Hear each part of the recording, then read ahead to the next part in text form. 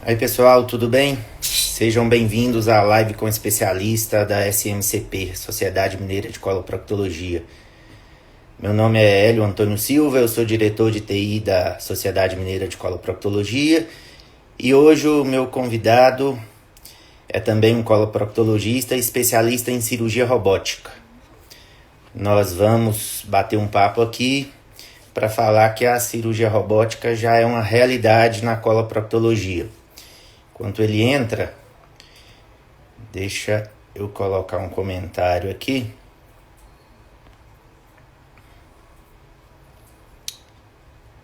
E aí, André, tudo bem? Estamos aguardando. Andréia Barbosa. Estamos aguardando o Dr. Breno e vamos falar de cirurgia robótica.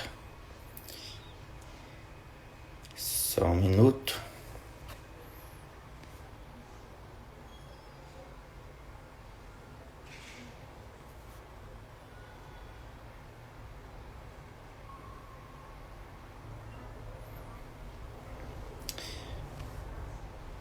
Dr. Breno já está aqui conosco. Enquanto ele conecta, nós vamos tirar as dúvidas hoje sobre cirurgia robótica na coloproctologia. Dr. Breno, seja bem-vindo, boa noite. Estava explicando aqui para a turma que já entrou que hoje nós vamos bater um papo sobre cirurgia robótica na coloproctologia, se isso já é uma realidade. Boa noite, pessoal. Boa noite, doutor Hélio. Boa noite. O doutor Breno, eu comecei a apresentação, ele é coloproctologista, nosso amigo, nosso colega em Belo Horizonte, especialista em cirurgia minimamente invasiva e cirurgia robótica.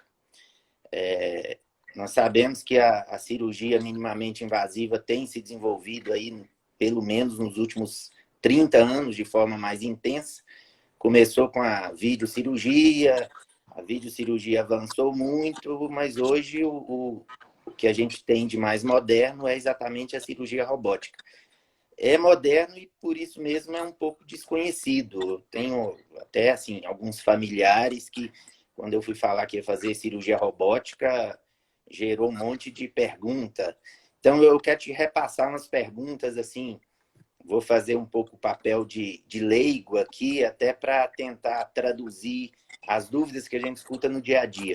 Queria começar te perguntando isso. O que é cirurgia robótica?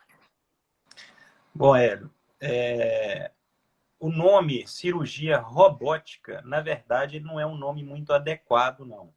Porque o termo robótica traz para a gente a sensação de que um aparelho, né, um robô, vai fazer o seu serviço, né? Vai fazer o que você deveria fazer, ele vai fazer por você. E, na verdade, o que a gente chama de cirurgia robótica hoje é um aparelho que ele é acoplado ao paciente e todos os movimentos que ele faz são direcionados pelo cirurgião. O cirurgião que faz, que indica todos os movimentos que o chamado robô vai fazer. Então, o nome não é tão adequado por causa disso, porque ele não faz nada sozinho. Ele depende do comando do cirurgião. Seria uma videolaparoscopia mais avançada, com movimentos robóticos. Mas Exatamente. explica mais a diferença. O que tem no aparelho que ele mereceu o nome de robótico, de robô? Bom, então, para o pessoal entender, o que é a videolaparoscopia? A videolaparoscopia é quando você enche o abdômen do paciente de gás para você criar um espaço lá dentro e faz pequenos furos no abdômen para você trabalhar com algumas pinças longas, né? Por isso que a cirurgia é minimamente invasiva. Por Não isso que é tem aquele minimamente invasivo. corte de parecendo a rodovia Belém-Brasília na barriga do paciente. Vai ter alguns furinhos e Exatamente. a gente consegue fazer a mesma cirurgia sem um corte grande, não é isso? A cirurgia Exatamente. minimamente invasiva é isso. E aí tem vários tipos. E o Exatamente. robô é a última moda, o mais moderno. Então, a cirurgia robótica nada mais é do que um avanço da videolaparoscopia. Ela tem o mesmo princípio, né? Enche o abdômen do paciente de gás, faz os furinhos, só que ao invés do cirurgião colocar a pinça por esses furinhos e operar, é colocado um aparelho chamado de robô que fica entre o cirurgião e o paciente. Esse robô, ele é acoplado nessas pinças e o cirurgião senta num console que pode estar distante do paciente. Existiram, inclusive, no mundo, algumas cirurgias que o cirurgião estava em outra cidade. Ele controla esse aparelho que move as pinças, né? Uhum. O que tem de vantagem nisso? Que o controle dessas pinças é muito mais delicado que o controle que o cirurgião tem das pinças diretamente com a mão dele. Sim. Né? Esse controle elimina o tremor do cirurgião, consegue que ele tenha uma versatilidade de movimentos maior, ele consegue fazer movimentos que ele não consegue fazer pela videolaparoscopia. Uhum. Ele acopla tecnologia, né? Então, o vídeo que você assiste quando você está operando, né? Na videolaparoscopia, você assiste numa televisão, né? O que você está operando. É bidimensional, em 2 dimensões. Quando você está operando na cirurgia robótica, o cirurgião tem uma visão tridimensional, com uma câmera de resolução espetacular, o que ajuda muito no cirurgião. E essa visão tridimensional facilita muito a noção de profundidade, de anatomia, que na videocirurgia, na videolaparoscopia, a gente teve que aprender a trabalhar em 2D, Isso. mas que o 3D faz falta, né? Que é o olho humano enxerga em 3D. E você percebe que faz falta, principalmente quando você deixa a videolaparoscopia e opera na cirurgia robótica, e você fala, nossa, como que é bom operar em 3 dimensões. E assim, outra vantagem do robô é que na videolaparoscopia, o cirurgião opera e um outro colega, um outro cirurgião, tem que segurar a câmera e filmar os movimentos que ele está fazendo. Na robótica, o próprio cirurgião controla a sua câmera. Então, ele coloca a câmera exatamente onde ele quer, na posição que ele quer. A câmera fica estável, diferente na videolaparoscopia, que às vezes ela balança um pouco, né? O auxiliar está meio cansado, a câmera, né? Às vezes mexe um pouquinho, né? Na robótica não, ela fica estável e é controlada pelo próprio cirurgião. E elimina, assim, filma muito melhor do que qualquer colega bem treinado. Exatamente. Né? Uma das vantagens da cirurgia robótica também, né, Hélio, é a ergonomia para o cirurgião, né, e para a equipe cirúrgica. O cirurgião opera de uma posição muito mais confortável. Ele consegue se manter confortável durante a cirurgia e isso pode ter um impacto muito significativo na concentração do cirurgião. Né? Isso permite que ele se mantenha concentrado durante toda a cirurgia. Porque na cirurgia laparoscópica, às vezes, né, uma fadiga do cirurgião, né, um cansaço físico, isso pode comprometer um pouco o seu rendimento, a sua concentração, né? A robótica traz essa vantagem também. E enquanto na laparoscopia a gente tem muito um movimento a gente chama em espelho, né? Você mexe para um lado, a imagem mexe para o outro.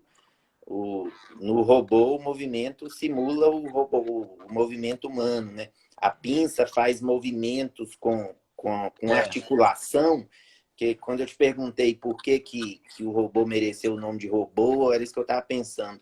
Ele tem umas articulações que a laparoscopia não tem, que facilita muitos movimentos e que fica parecendo um robozinho mesmo, daqueles de ficção científica, cheio de articulação. Ele tem uma articulação na ponta da pinça que permite o movimento da ponta da pinça em 360 graus, que traz uma versatilidade muito grande, que a gente não tem na videolaparoscopia, né? É um movimento a mais que a gente tem.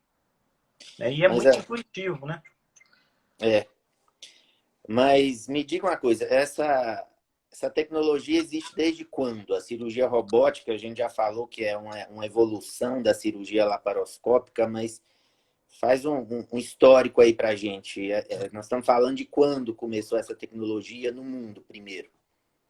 Olha, os primeiros testes, a primeira cirurgia robótica que se tem notícia foi uma neurocirurgia, foi uma cirurgia no crânio, que foi em 1985, com um robô na época que chamava Puma, né?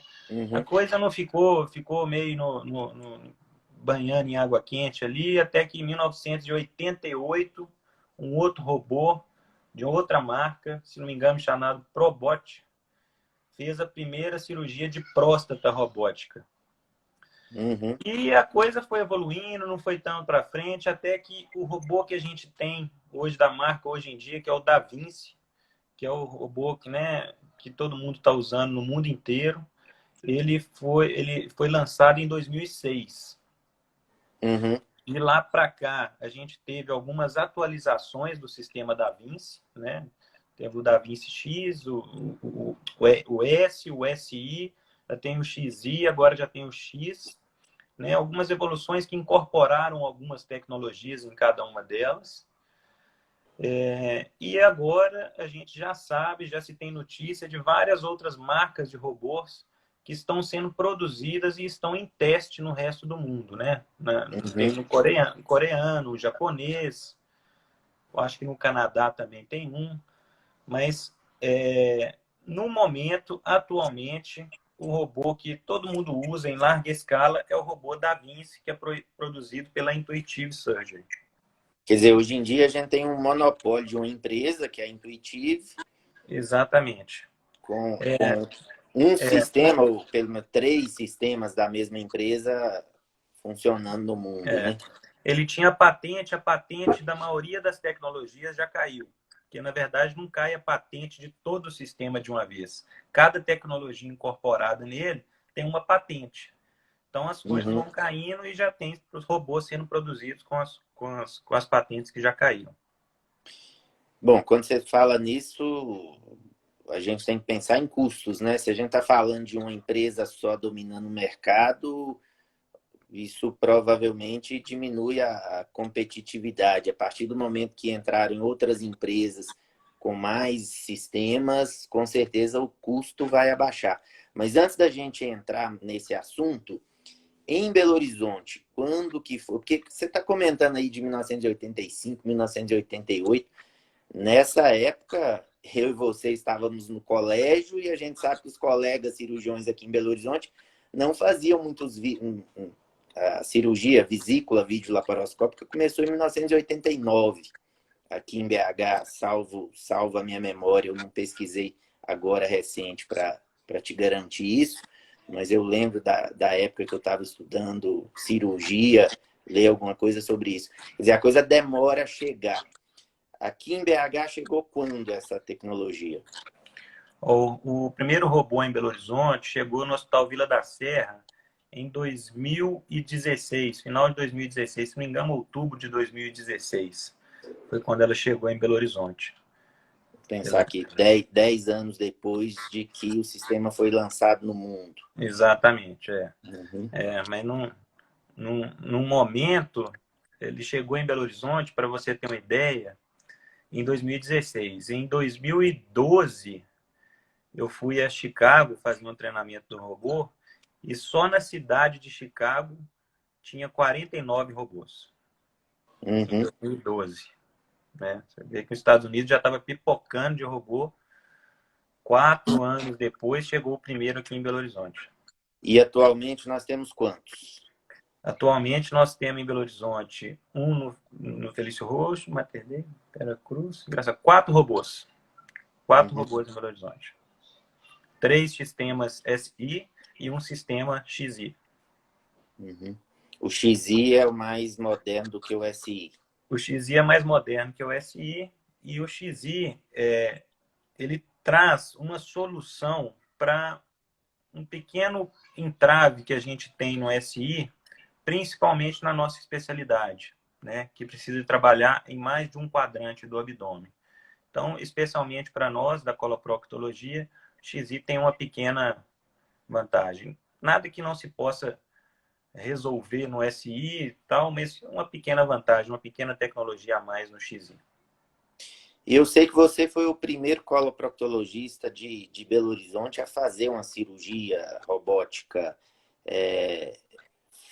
Eu não sei exatamente qual cirurgia que você fez. Pode contar um pouco para a gente? Sim, Edo. A primeira cirurgia foi em 2017, foi em abril de 2017. Foi uma excisão completa do mesorreto, foi uma cirurgia, né, de um câncer de reto, né? Foi uma cirurgia feita no Hospital Vila da Serra. Naquela ocasião era a minha primeira cirurgia.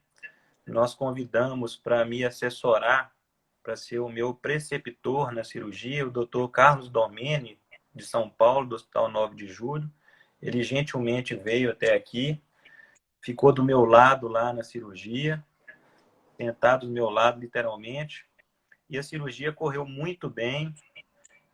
Foi assim, foi uma experiência muito boa, porque como sendo o primeiro caso e ela correndo tudo tão bem, foi bastante incentivadora para a gente continuar na luta por essa causa, né, que é a cirurgia robótica. E quando você falou 2017, o sistema chegou em 2016, eu lembrei aqui de explicar. O carro-chefe da cirurgia robótica, principalmente no começo, foi a próstata, né? Exatamente. Porque a próstata é uma cirurgia num lugar muito difícil, rodeada pelos nervos que mantém o sistema urinário, a função urinária, até a função sexual, de potência, tudo. Então, a cirurgia de próstata, a vantagem do sistema robótico é muito grande, facilita muito a cirurgia. Na proctologia, no começo, teve algumas dúvidas.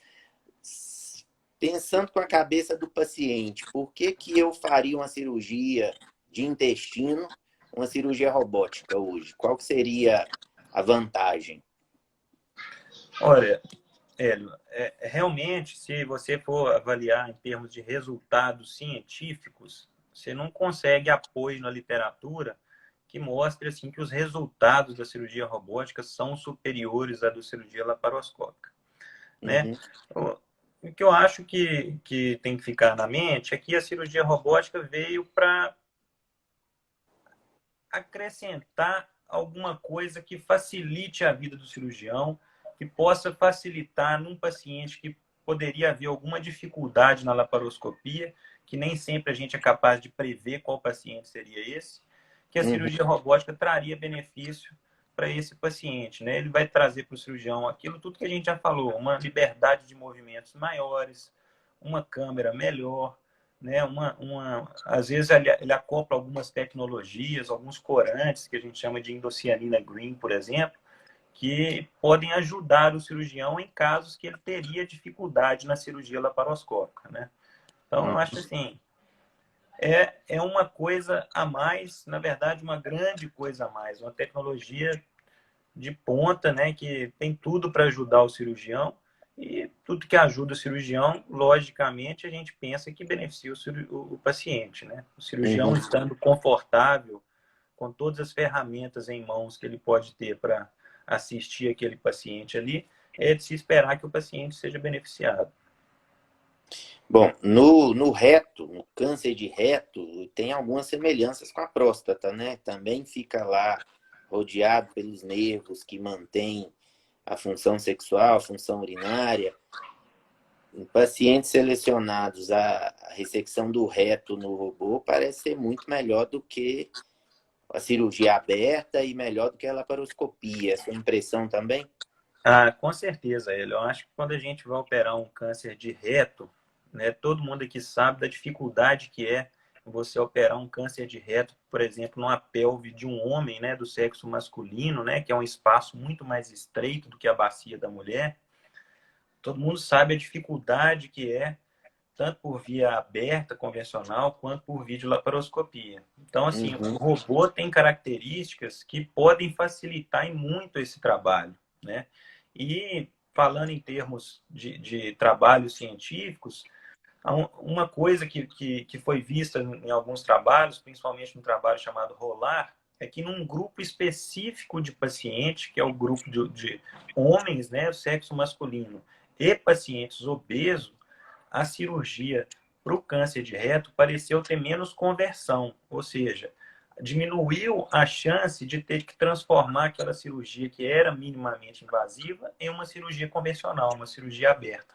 Então, assim, foi um ganho que a robótica trouxe nesse sentido, né? E é claro que a gente trabalha ali com a visão melhor, a tendência, a expectativa que a gente pudesse preservar melhor a inervação ali, que dizem respeito à função sexual do paciente e à função urinária, né? Apesar de, em termos de resultados, em termos de estatística, não ter se conseguido comprovar isso até o momento. Mas a sensação que a gente tem é que, a longo prazo, vai ser bem melhor, né? Tanto os resultados oncológicos, que são a capacidade que a cirurgia tem de curar o câncer e não ter retorno da doença, quanto os resultados funcionais, quer dizer, não atrapalhar a função sexual, não atrapalhar a função urinária, eles vão ser melhores com o tempo. Acho que é a questão de tempo para os trabalhos científicos demonstrarem isso. Eu acredito muito nisso, Hélio. Inclusive, tem um trabalho que mostra que num paciente operado por videolaparoscopia, para o câncer de reto, a função normal sexual e urinária dele voltava em torno de 1 ano. Voltava 6 meses Deu uma antes. travada aqui no áudio do Breno. Voltou, ele? Voltou, estou ouvindo. Então, esse trabalho mostrou que a função sexual e urinária desses pacientes voltaram à normalidade quando a cirurgia foi por via robótica, 6 meses antes dos pacientes que foram submetidos à cirurgia laparoscópica, né? Espera aí, então, como assim, deu aquela travadinha, vamos recapitular. Na cirurgia laparoscópica, volta ao normal a capacidade de ereção, a função sexual e a função urinária ao normal depois de 1 ano. E na robótica, depois de 6 meses. 6 meses antes, né? Assim, para você ver, assim, para alguns podem significar assim, 6 meses, 6 meses passam, né? Mas é só para se ter uma ideia de quão menos invasiva e quanto menos lesão a cirurgia robótica pode causar, né? Então... Bom, nós estamos falando bem aqui da cirurgia robótica para o câncer de reto, mas o que mais que dá para fazer na proctologia? Bom, assim, dentro do abdômen, né, você pode fazer qualquer coisa por via robótica, né? Então, você pode operar diverticulite, né, doença diverticular, endometriose, quando essa endometriose tem acometimento intestinal, comete o intestino. Você pode operar pacientes com doença de Crohn ou de retocolite ulcerativa que tem alguma complicação que estão necessitando de alguma cirurgia intestinal. Enfim, qualquer operação da proctologia intraabdominal pode ser feita por laparoscopia, né? Assim, uma coisa, por algum tempo, se pensou assim, uma colectomia do lado direito, a colectomia da parte do intestino grosso que fica do lado direito do abdômen. Ela é muito facilmente realizada por videolaparoscopia. Mas hoje a gente já enxerga algumas vantagens da robótica, né? Com uma coisa que está muito em voga hoje em dia, que é fazer uma linfadenectomia D3, né? Que é a retirada de alguns gânglios que estão mais profundos no abdômen. Por via robótica, a gente tem uma facilidade maior de fazer isso. Com a visão 3D, a gente enxerga aqueles planos lá de dissecção. Exatamente. Muito mais fácil. Preservação da artéria mesentérica superior para não ter lesão. Facilita bem. E outra coisa muito importante, na hora de fazer a anastomose, né, de fazer a emenda do intestino, quando a gente vai fazer a sutura, né, a costura, né, vai costurar o intestino, é muito mais fácil fazer isso com a robótica. A gente se sente bem seguro fazendo essa sutura com a cirurgia robótica, né? É um sofrimento bem a menos do que fazer por via laparoscópica. E a gente já falou aí um pouco de vantagens, tal. Tem alguma desvantagem além do custo, que é óbvio? Olha, Hélio, Assim, tem algumas coisas que, por exemplo, uma desvantagem da cirurgia robótica, mas que a gente supera isso facilmente, é que a cirurgia robótica você não tem sensação tátil, né? Uhum. Quando você está operando com o dedo lá no chamado joystick, né? No Master Control, você não tem a sensação tátil de estar segurando algum tecido humano. Mas isso a gente aprende a operar sem essa sensação tátil. Na verdade, você começa a aprender a enxergar a força que você está fazendo, né? Uhum. Isso é uma das desvantagens. Outra é quando você vai fazer uma operação que você precisa trabalhar em todos os quadrantes do abdômen, você precisa trabalhar ao mesmo tempo lá no quadrante superior direito e ao mesmo tempo lá na bacia do paciente, a gente tem uma certa dificuldade em movimentar esse robô por todo o abdômen, assim. Ele trabalha melhor quando ele está trabalhando em espaços restritos, né? Por isso que eu falei da próstata. A Por isso próstata que é você isso, coloca... é aquela bolinha de tênis lá parada num local. Você chega com o robô, operou, acabou. O intestino é Mas bem mais extenso, né? Ocupa a barriga toda. mas isso, com o tempo, com o treinamento, onde você vai apanhando algumas vezes, né? A gente já alcançou uma sistematização, né? Que a gente consegue trabalhar em mais de um quadrante com facilidade. A gente criou artifícios para isso, para resolver esse problema, né? Agora, sim, sinceramente, eu acho que a robótica só tem a acrescentar, né? Não fossem os custos, eu gostaria de fazer todas as minhas cirurgias por via robótica, né? Sim.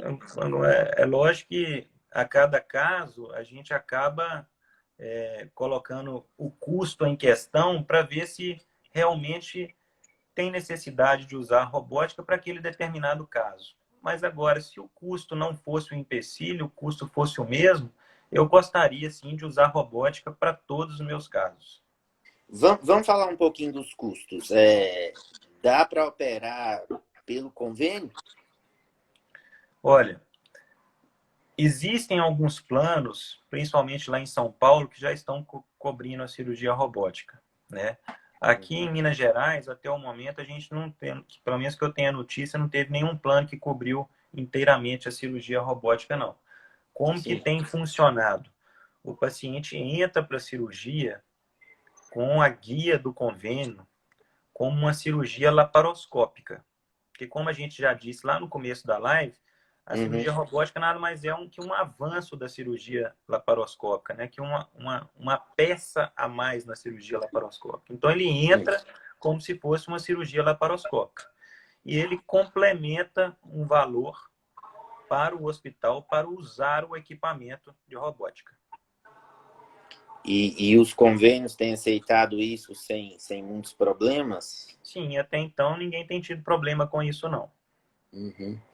E como a gente falou no meio aí da live, com a chegada de novos sistemas, isso provavelmente vai ficar mais barato e vai ficar mais acessível, né? Exatamente. E mesmo sem os novos sistemas, na medida que o volume de cirurgias robóticas vai ficando maior, o custo de aquisição do robô vai ficando mais diluído para a instituição. Então, ele consegue praticar valores mais baixos à medida que o volume de cirurgias robóticas vão ficando maiores. Eu estava vendo recentemente o Hospital Vila da Serra comemorando 4 anos de instalação do sistema robótico lá e, se eu não me engano, eles colocaram que já fizeram 640 e poucos procedimentos. Uhum. Se for pensar, não é tanto assim, né? Não é. Então, assim, você vê que desde a instalação em Belo Horizonte, ao longo desse tempo, o custo para se usar o equipamento vem diminuindo. E vem diminuindo por quê? Porque tem tido cada vez mais cirurgias robóticas. À medida que o volume vai aumentando, a instituição pode baixar o preço, porque ela vai ter mais pacientes para conseguir pagar o custo de aquisição do equipamento. E para os nossos colegas coloproctologistas, explica aí como que é o treinamento, como que a pessoa se transforma de um cirurgião laparoscópico ou de um cirurgião para um cirurgião que opera com o sistema robótico. O que que ele precisa fazer e o que que precisa investir? Não é assim, né? Eu vou lá, hoje eu vou fazer uma cirurgia robótica. Fala para nós aí. Bom, Hélio, a primeira coisa é o cirurgião querer se transformar num cirurgião robótico e, junto com isso, ele tem que acreditar que a cirurgia robótica vai trazer benefício para ele e para o seu paciente, né? Uhum. Então, ele tem que se imergir no mundo robótico, que a gente fala. Ele tem que entrar no mundo robótico, participar de operações, assistir algumas operações e entrar na linha de treinamento, né? A linha de treinamento, ela consiste de um tempo de simulador, que é uma coisa espetacular que a cirurgia robótica traz. Apesar de existirem alguns simuladores para cirurgia videolaparoscópica, o simulador para cirurgia robótica ele é espetacular, ele traz uma capacidade enorme para o cirurgião treinar antes de ir para o paciente, né? Que é espetacular. Então, assim, o cirurgião ele tem que fazer no mínimo 20 horas de treinamento no simulador e dentro dessas 20 horas ele tem que alcançar umas metas que o simulador propõe, ele tem que ter acima de 80% em cada fase lá do simulador. Se ele não alcançar com essas 20 horas, ele tem que fazer mais. Tipo um treinamento para ser piloto de avião, né? Exatamente. Uhum. Ele tem que fazer um treinamento online no site da fabricante, que vai falar tudo sobre o robô, sobre o equipamento, como que se liga o equipamento, como que você deve agir em caso de uma emergência, por exemplo, de uma falha do robô, qual que são as medidas de segurança do robô. E, enfim, ele tem que partir para a certificação, né? Alcançar o certificado. Esse certificado, até o momento, ele está a certificação está nas mãos da indústria, a indústria que certifica o cirurgião. E isso está em processo de mudança, né? As sociedades médicas, por exemplo, no nosso caso seria a Sociedade Brasileira de Coloproctologia que assumiria esse papel. Então, nós estamos numa fase de transição. Eu acho que, em breve, quem vai certificar o cirurgião não vai ser mais a indústria, vai ser a nossa própria sociedade. E depois que o cirurgião se certificou, ele tem que, quando for fazer os seus casos, sugere-se que nos primeiros casos, mas não existe um número certo, ele tem que ser assistido por um preceptor, ou seja, um cirurgião robótico que já tem experiência, tem que estar junto com ele na sala, orientando, dando dicas, assumindo a cirurgia quando for necessário, até que, com o número de cirurgias que vão se passando, não existe um número mágico que fala assim, são 10, são 15, não. Cada caso é um caso, cada cirurgião vai precisar de ajuda num determinado número de casos. Então, ele precisa dessa figura, desse preceptor junto com ele nos primeiros casos. Mas, ou seja, só pode fazer uma cirurgia robótica alguém que foi treinado e recebeu uma certificação para isso, né? Exatamente. Você comentou algumas coisas aí que eu queria reforçar aqui e já estamos com o tempo meio estourado. A gente tem um colega que conta brincando o que ele já ouviu no consultório, né? Aquela pergunta, doutor, o que você vai ficar fazendo enquanto o robô me opera, né? Primeiro que, igual você falou, tem que estar preparado para as urgências. Quem está operando é o cirurgião. E outra, apesar de você estar sentado no console a alguns metros de distância, você tem mais 2 colegas do lado do paciente, paramentado, que se precisar pôr a mão, intervir, abrir a barriga, resolver alguma hemorragia, está todo mundo preparado ali, não é? Exatamente. A possibilidade de alguém fazer uma cirurgia dessa distância, pode chegar uma época que a gente vai falar, vou operar com um médico famoso lá dos Estados Unidos. Ele pode te operar de lá, mas vai ter que ter uma equipe aqui para segurar, para fazer o apoio para fazer acontecer, né? Exatamente. O que eu já li, já estudei é que o nosso entrave hoje para uma cirurgia completamente à distância é a tecnologia de internet, né? É o delay, o atraso que pode ter entre o que ele pensa em fazer e o que realmente ocorre.